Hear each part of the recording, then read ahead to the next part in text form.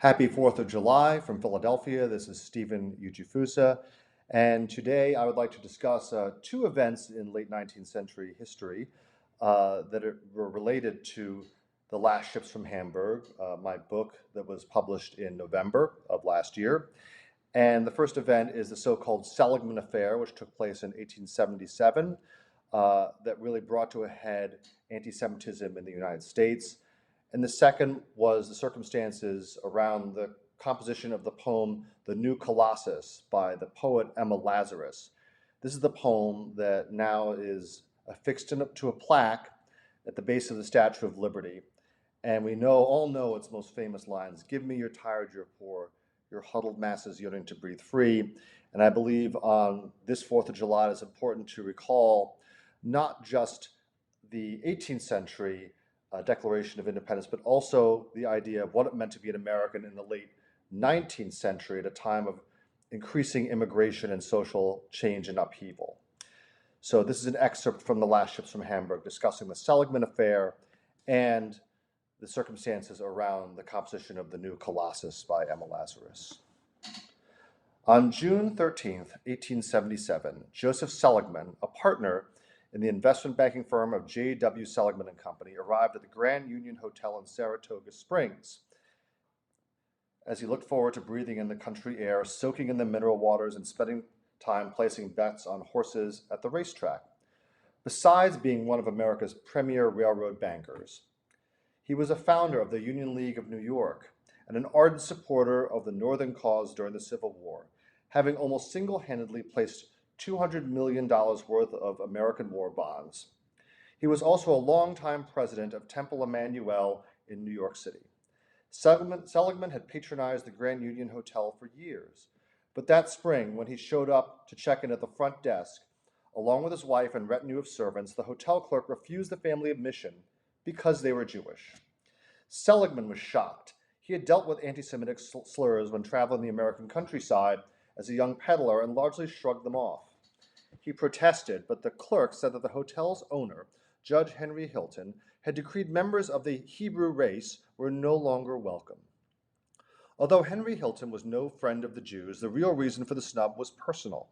Seligman had not invited Hilton to a dinner he had hosted in honor of President Ulysses S. Grant several years earlier. The Seligman-Hilton affair outraged many Americans, and there were many editorials condemning Hilton's actions. On June 19th, the New York Times blared in multi-deck headlines, "A sensation at Saratoga, new rules for the Grand Union, no Jews to be admitted, Mr. Seligman, the banker, and his family sent away. His letter to Mr. Hilton, gathering of Mr. Seligman's friends, an indignation meeting to be held." When asked to apologize for what he did, Hilton flatly refused, citing his constitutional right to deny people access to his personal property. "As yet the law permits a man to use his property as he pleases," he wrote in a published letter, "and I propose exercising that blessed privilege, notwithstanding Moses and all his descendants object." Seligman suddenly found his former friends turning against him. His son was denied membership in the Union League of New York, an organization Seligman himself had helped found. Dispirited and ill, Seligman died in 1880, on the eve of the assassination of Tsar Alexander II. Those who knew the banker suspected the Seligman-Hilton affair had hastened his death. Emma Lazarus, meanwhile, came to realize that, privileged as she was, she did not feel fully safe in her own country. She concluded that the way to counter hatred against Jews was not by denying her own heritage, but by asserting it and insisting upon the broad acceptance of Jews in American life.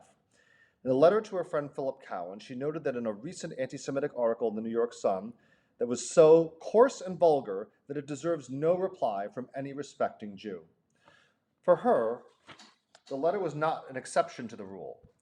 "It represents the habitual light in which we are regarded as a race by Christians," she said, "but it happens to be couched in somewhat more offensive terms than usual." As an heiress to a fortune, Emma Lazarus had the time and the leisure to pursue poetry and activism for Jewish causes. As part of a fundraising campaign to build a base for the copper-clad Statue of Liberty, she penned a poem called The New Colossus at the urging of the former Secretary of State William Maxwell Evarts. Designed by the sculptor Frederick Augusta Bartholdi, The 150-foot high statue was completed in 1876, just in time for the Centennial Exposition in Philadelphia. The sculpture was the female representation of a principle enshrined in 1776 by Thomas Jefferson in the Declaration of Independence: life, liberty, and the pursuit of happiness, and asserted by the French Revolution in the 1789 Declaration of the Rights of Man: freedom to do everything which injures no one else, hence the exercise of the natural rights of each man that has no limits except those which assure to the other members of society the enjoyment of the same rights. For the next 10 years, the disembodied head and torch were exhibited around the country. Bartholdi hoped to prompt the American people to find a site for the statue and raise money for the construction of its base. Most people thought of the project as a needless extravagance. Also, the sight of a giant disembodied copper hand holding a glass torch rising above Madison Square Park struck many passers-by as more than a little disturbing. The statue had form and symbolism, but she did not have a voice. After thinking about the meaning of liberty, Emma Lazarus wrote her sonnet to give human voice to the allegorical figure. Her thoughts turned to the pogroms in Russia and Tsar Alexander III's hatred of the Jewish people, and to how old world suffering and the new world hope of immigrants arriving in New York for the first time would renew the meaning of liberty in America. Not like the brazen giant of Greek fame, with conquering limbs astride from land to land. Here at our sea-washed sunset gate shall stand a mighty woman with a torch, whose flame is the imprisoned lightning, and her name, Mother of Exiles. From her beacon hand glows worldwide welcome. Her mild eyes command the air-bridged harbor that twin cities frame. Keep, ancient lands, your storied pomp, cries she, with silent lips. Give me your tired, your poor, your huddled masses yearning to breathe free, the wretched refuse of your teeming shore. Send these, the homeless, tempest-tost, to me. I lift my lamp beside the golden door. The poem was published in the New York World, owned by Joseph Pulitzer, another prominent Jew. Within 3 years, enough money had been raised for the architect Richard Morris Hunt to start construction of a great stone pedestal on Bedloe's Island, right in the middle of the Upper Bay. Lazarus never saw the completed statue. She was in Europe the day of the official dedication, on a 2-year extended tour where she met many literary and cultural figures, including the Christian socialist William Morris and the poet Robert Browning. By 1887, however, she had been diagnosed with Hodgkin's lymphoma, which was untreatable at the time.